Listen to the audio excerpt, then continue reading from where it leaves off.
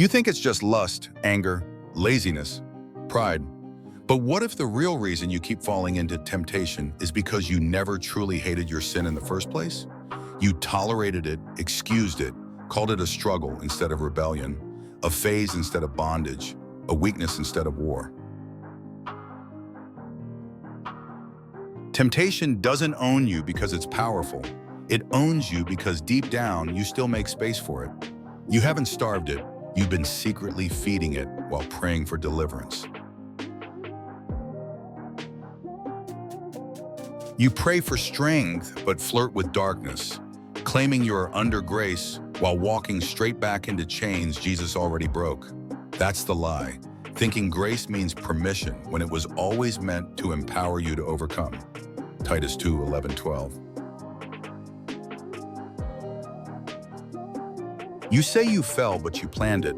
You lingered, replayed the fantasy, ignored the way of escape God promised in 1 Corinthians 10:13 because part of you didn't want it. Your greatest temptations don't come out of nowhere.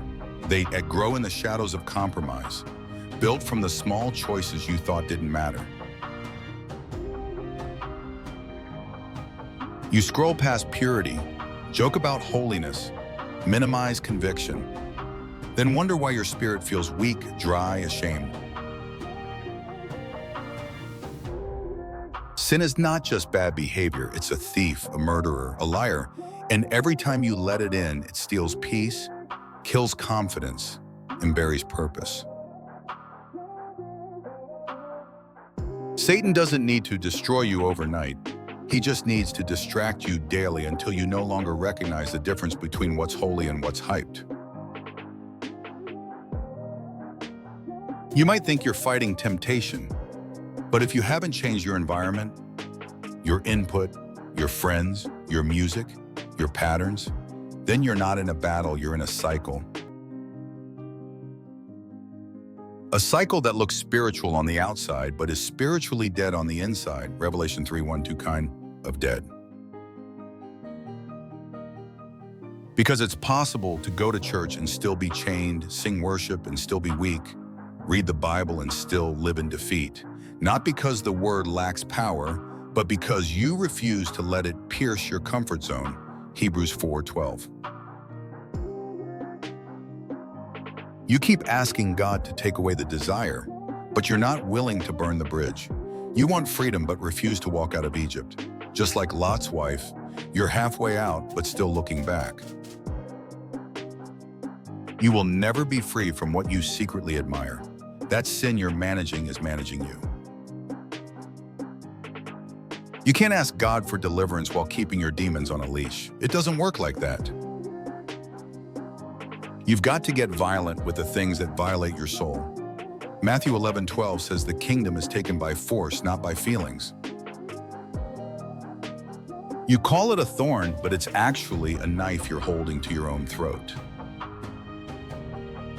It's not that God hasn't delivered you, it's that you're still dining with devils while asking him to sit at the table. You've made comfort your God. You've worshiped pleasure. You've bowed to your impulses and sacrificed obedience on the altar of momentary satisfaction. Sin doesn't scream, it seduces. It waits for you to leave the door cracked. And once it's in, it builds a home, calls it you. You were made to be holy, set apart, transformed, not conformed. Romans 12:2. Stop calling temptation your thorn and start calling it what it is, a trap. You think you'll repent later, but what if later never comes? That's the danger. Thinking you can control sin when it was designed to control you. God is not playing games. He's calling you out because he loves you, not to shame you, but to save you, to snatch you from the fire. So run, not walk, run. Rip out every excuse. Starve every secret indulgence. Cut off every tie that drags you back to the pit. When you finally decide that no sin is worth more than your peace, your calling, your soul, that's when chains break. That's when demons flee. That's when cycles end. So what are you waiting for? Get up, fight back, be holy, not halfway, not casually, not next week, now.